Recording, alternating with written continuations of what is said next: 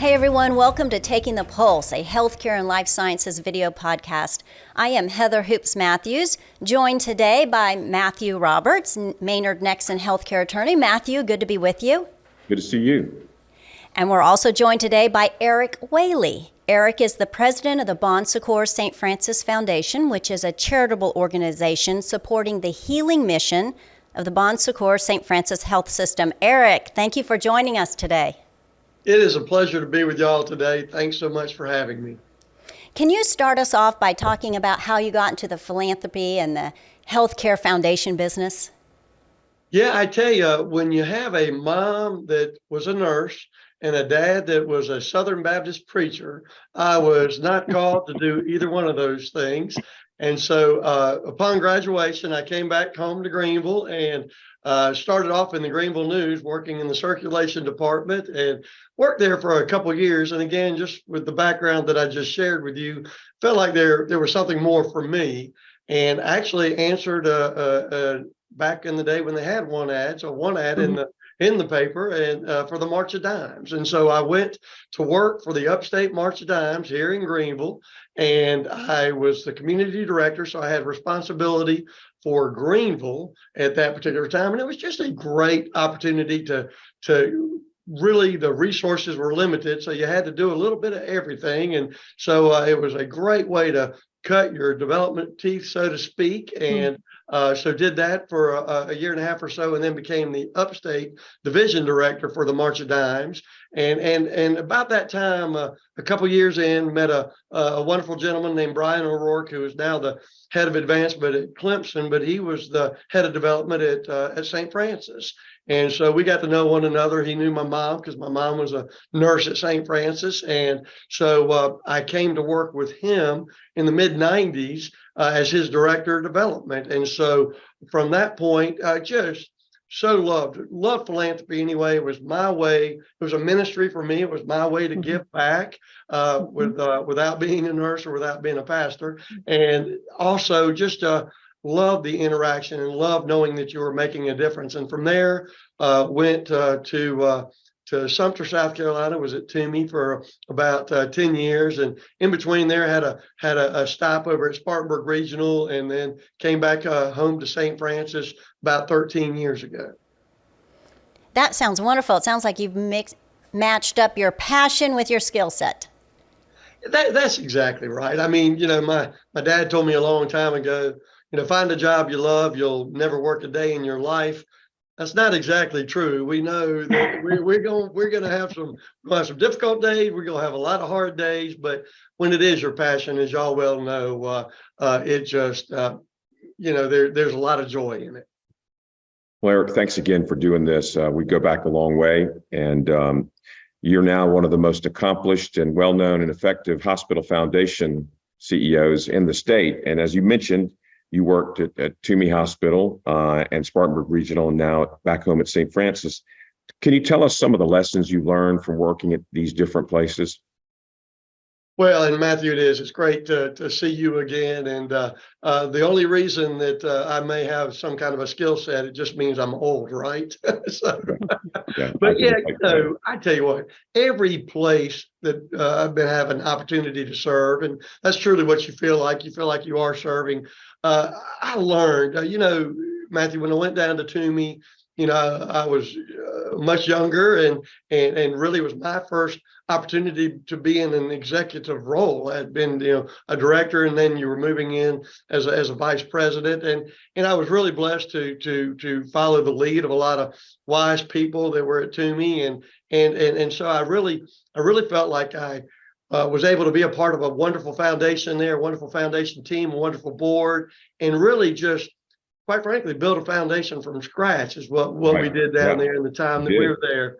And that was really a cool thing. That and to know that you're making an impact because of the people that were passionate about it. And then had an opportunity to go to Spartanburg Regional, and again, just an incredible healthcare system there, and just a lot of great things going on there. And it was really there that I started getting into capital campaigns and a lot of different areas, plan giving, and really hopefully becoming better at the trade, if you will.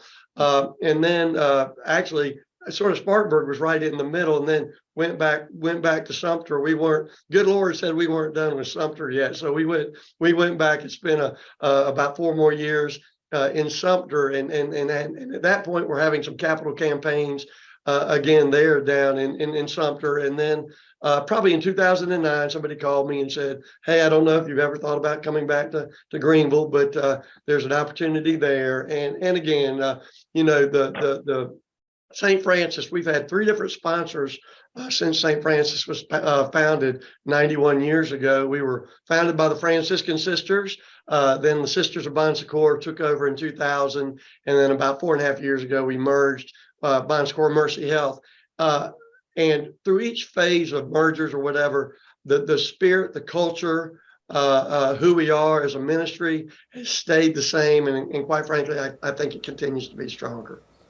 Erik, what are the key tools that someone like you needs to be able to grow both the financial assets, but also the support for the hospital system that you're serving? Well, I depend on prayer first and foremost, so that's probably the most effective tool I have. But I think, listen, you can, I guess, not be a relationship type person and do foundation work. Quite frankly, I have met people that I've scratched my head sometimes and said, okay, well, they're successful. So, but I think it's the ability to really connect and to build relationships. Again, it's that, I hate to continue to throw little adages to y'all, but that people don't care how much you know until they know how much you care. And I think that's true in all our worlds, obviously. And so I think the tool set, building a relationship, obviously with philanthropy, there's certainly a science, and then there's an art to it. There is a lot, from annual giving to planned giving to it's very sophisticated, as y'all well know. Now you really have to know a little bit of everything. So education, you never arrive rather at the summit. We're continuing to learn, continuing to mold. So I think for me in my role, it's a blessing that you get to work with others. I get to serve on Matt Caldwell, who is our CEO here at St. Francis. I get to serve on his executive management team, and really that's cool to see.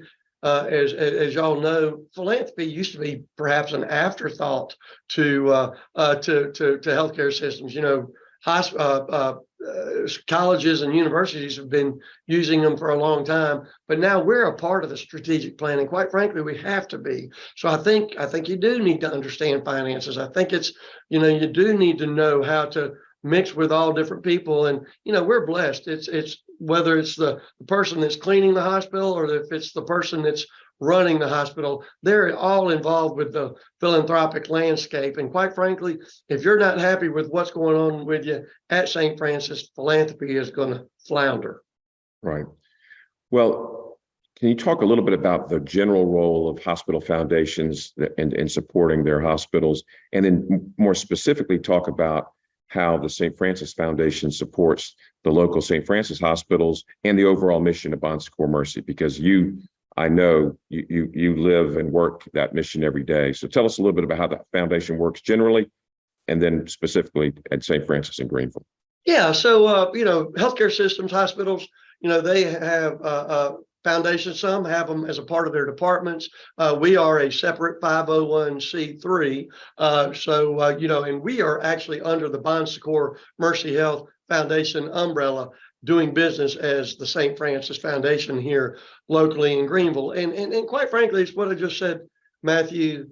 It used to be that, foundations were afterthoughts to hospitals. As you and Heather both know, that's not the case anymore. It's got to be a part of the discussion, a part of the conversation. A lot of things are not going to happen if you don't have philanthropy a part of the table. And quite frankly, for your grateful people, your patients and their families, it's a part of that healing process as well. And they want to lift up the healthcare system that's helped, perhaps care for them, get them through a difficult season. And quite frankly, we've had people who have given very generously whose spouse or sister or brother or whatever may have left this world, through healthcare, but they're still so grateful for what goes on. From a day to day and where philanthropy gets involved, it can be as big as we've raised funds for cancer centers, NICUs, breast health centers, a neuroscience center. We've been blessed. We've been a part of a lot of major campaigns, and the blessing is having a lot of different folks who so believe. Again, I always say we're just the bridge. We're the, if I'm meeting with y'all, I'm just the conduit of trying to tell you the great things that are going on, or more than likely y'all have already experienced that. And then the other cool piece of it, Heather and Matthew, is the outreach. So, we're very big on, again, going back to Matt Caldwell, he'll tell you, we do a lot of the things that we do within the walls so we can be good help to those in need out into the community. And that can look like a lot of different things. And philanthropy has been extremely involved in that. That can be, mobile mammo coaches that are going out. We've raised, we're on our third mobile mammo coach that philanthropy has helped bring to fruition. We've raised money for our primary care coach. We've lifted up a clinic in an underserved area. So again, philanthropy, the great thing about philanthropy in healthcare is there's something that each one of us are passionate about. And you can see a tangible result for your giving, having participated in some of these capital campaigns with you. Absolutely. This is not, you just give money into some amorphous effort. You actually see a women's center get constructed, a cancer center get constructed. So it's tangible results for the charitable giving. And that's a great point too, Matthew. Going back, Heather, to your question, what is some of the tools you must have? You've got to also remember, it's difficult enough to get the gift. You've got on the other side, be sure you're being a good steward with that gift. And I appreciate you sharing that, Matthew, because sometimes, folks, we can all lose sight of that. And we have to make sure that even if it's not something tangible that you're touching or feeling, if it's a program, how are those dollars, how that unrestricted dollar that you gave, what did we do with it? And that's on us to share that story. Speaking of outreach and communicating and just connecting people, some foundations have an ambassadors or a fellows program where citizens, someone like me, could be a part of that to learn more about the foundation and the hospital system and what you do. Tell us how those work. Tell us some of the benefits that you see of that. I believe Matthew went through one of those programs. I did. That was a great program. Yeah. So we have what we call, and we've been blessed that we've been able to create it at all the hospitals. We actually started it here at St. Francis. We call it the St. Francis Forum. Down at Toomey, it was the Toomey Fellows, and Spartanburg, I think it was the regional fellows. But it's really a great way to bring your community in. Again, if you're not inside the tent of a healthcare system, you don't know. I mean, as y'all know, the healthcare environment continues to change, and what was what one day is different the next. And so this is a great way to, quite frankly, build ambassadors for your healthcare system. We're now on our 22nd class.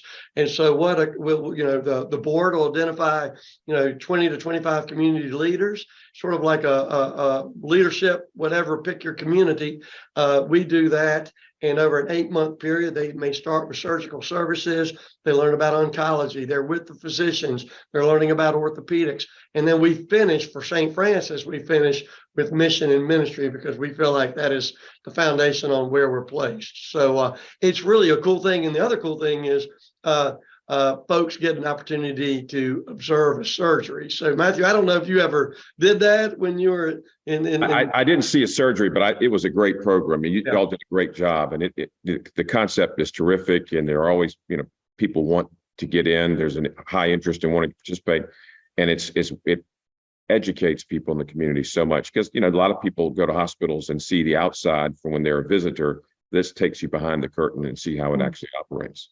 Yeah, and I'll tell you the other thing, Heather, about it is it does create ambassadors, and it's great. These folks, most of them are now our hospital board members, our foundation board members. They certainly become donors, and I would say probably more importantly, they let us know when we're not meeting the mark. And it's great to get attaboys and attagirls, but we need to know when we're not meeting the need for someone. Erik, you've worked in you started the foundation at Toomey, private nonprofit. You worked at Spartanburg Regional, which is a large governmental hospital, and you've worked twice now at a faith-based system. Can you talk a little bit, because I know this is important to you, a little bit about what it's like to work for a faith-based hospital system when you're working on philanthropy and charitable giving? Absolutely. And for me, it's extremely important. And quite frankly, it's extremely important to our Bon Secours St. Francis family. Again, you don't working in a faith-based institution, you don't have to be a person of faith to work there, nor people who use your facilities, regardless, faith or no faith, we're going to take the most incredible care of you. And it's holistic. You'll have an opportunity where folks can pray with you if you so desire, and if you don't, that's okay too. And it's something that you sense every day. Our COO, a lady by the name of Jenny Wears, I think you probably have met Jenny Yes. before, Matthew. Yep. She said when she came down from Ohio, and she said when she walked into St. Francis, she said, now she's been in faith-based care all her life. She could feel something different. It's just it's a feeling. I mean, every morning you're going to hear a prayer overhead on the intercom. You're going to have chaplains, if you so desire, come and pray with you. And again, it doesn't matter. And there's people who choose not to, but it's just it's something you can live out every day if that's something that is meaningful to you. And so I think it's just there is a feeling, and there is a camaraderie. And again, I know that's it. And quite frankly, we had Toomey wasn't faith-based. I always felt that it had that feel, and certainly Spartanburg as well, though larger, you had that. And again, I think that goes back to leadership as well. Right.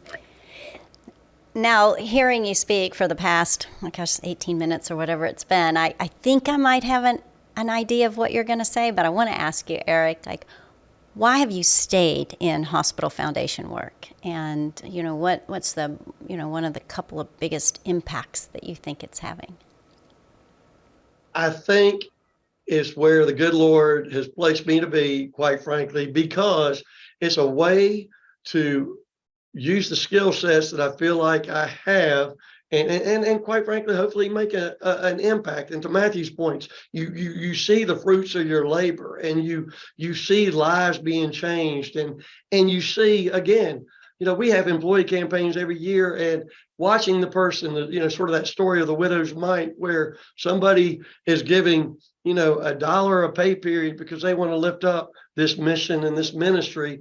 It is such a great thing. And as I said, I certainly wasn't called to do what my mom or my dad does, but it gives me an opportunity to hopefully make a small impact on someone's life. Well, it's been a big impact having worked with you over the years. You've had a huge impact on all the hospitals and communities you worked in. Well, thank you for that, Matthew. I appreciate that. And on behalf of Matthew and the whole Taking the Pulse team, Erik, thank you for joining us, president of the Bon Secours St. Francis Foundation. It is apparent to me that your light is shining, so keep it shining. And for those of you who joined us today, I hope you enjoyed this conversation to learn more about philanthropy and the vital role that it can play in supporting healthcare systems like Bon Secours St. Francis. We'll see you next time right here on Taking the Pulse, a healthcare and life sciences video podcast.